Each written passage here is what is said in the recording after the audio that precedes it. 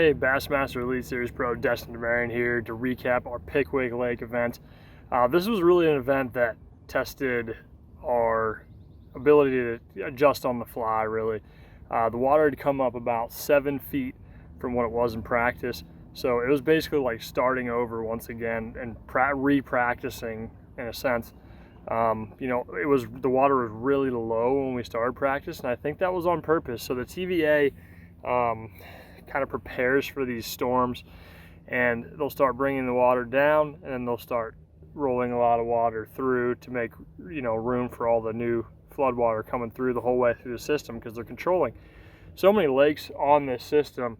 We just got done with the Tennessee River up in Knoxville. That's where the Tennessee River impoundments start, and then it all goes the whole way through into Kentucky Lake, and then Kentucky Lake turns into the Tennessee River, which goes into the Ohio River in Paducah. So the Ohio River goes into the Mississippi, I believe, and then it goes in the ocean. So it's a really complex system, and these guys at the TVA really, they know what they're doing. They're doing a really good job to maintain and manage all these, impoundments along the Tennessee River to prevent catastrophic flooding. And, Pickwick's a lake that they bring up in order to do that. So in practice with those low water levels, the fishing was actually pretty good. The water clarity was pretty solid for the Tennessee River. You had a couple 2-3 feet of viz, I would say, which is really good, especially when you're trying to get a swim bait bite going, something like that.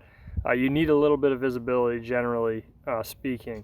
So what I basically spent my practice doing was figuring out how to catch those fish up near the dam, down to a little bit past McFarland, 7 Mile, that stretch. There's so many fish released there. There's so many fish that live there just on a regular basis with all that current. There's a lot of smallmouth that live there, but there's also largemouth and spotted bass. So I really just was trying to find concentrations of fish and figure out how to catch them. In practice, I figured out some stuff up by the dam and nearby on some bluffs and some current breaks and stuff. Ended up being where a lot of guys end up doing really well and in the tournament, and including where I caught my bag the second day. But I was throwing a swim bait. This was basically the swim bait here, 4.8 Kitech. This one is a chartreuse and blue color, especially with that off water color that we ended up having. It was pretty much chocolate milk by the time the tournament started. This was really something I figured would play big time, because it was what I was getting most of my bites on, and very good quality bites on. But in the tournament, I kind of had to adjust a little bit with how strong the current was and how much the water had come up at the areas. I mean, obviously all of us knew that was coming, and basically the first day, I don't know necessarily what I would have done differently, because I ended up doing mostly the same thing day 2 and catching them on a spinnerbait. This one, it's been broken since. It's caught quite a few fish on it. Just a chartreuse and white spinnerbait, really big blades, 3/4 ounce, something heavy, and that current was really key. I was throwing it here on this Cashin Icon series, a 7-foot heavy. It's actually the worm jig rod, but I really like it for a spinnerbait too. So that was what I was doing. I was throwing it around little current breaks, where rocks would break the current, where a bluff would break the current and create a little bit of a seam, so fish didn't have to be fighting that current, and they could effectively feed without being right in the current. Because they do like the current, but they don't want to be directly in it without something to break the current, because then they're expending too much energy. And they just like the stuff to come right by them. Shad's a big thing, white bass, whatever they may be eating, but a lot of times it is shad on the Tennessee River. So they were kind of just setting up in those places to feed on shad. The spinnerbait, like I said, the swim bait was a big deal. And I did a little bit of finesse stuff, especially in practice. It was effective. I was catching them on a Ned rig and things of that nature. I figured it would be good to have some kind of a backup thing to slow down with, and I didn't end up catching them on any of that stuff in the tournament other than the spinnerbait. And I hit some areas the whole way down to almost the Natchez Bridge, which was another big time area. The first day I went down there for a short time, ended up coming back up after fishing down there for a little bit. But I started my day up by the dam. I couldn't get on any of the best stuff the first day, unfortunately, or the second day, just being a middle kind of boat, middle flight.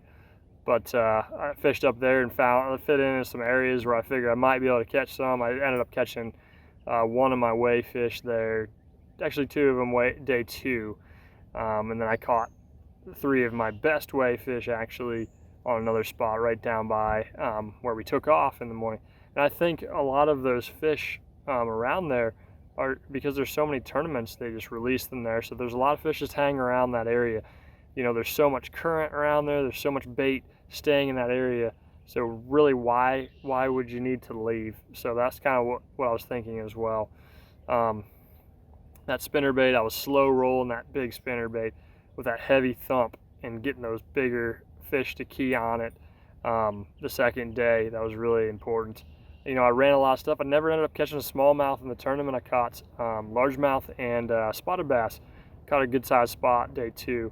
I caught a big spotted bass in practice too, but mostly what I was catching in practice was smallmouth. So it was interesting that I never really connected with a big smallmouth day 2, unfortunately, or day 1 or day 2.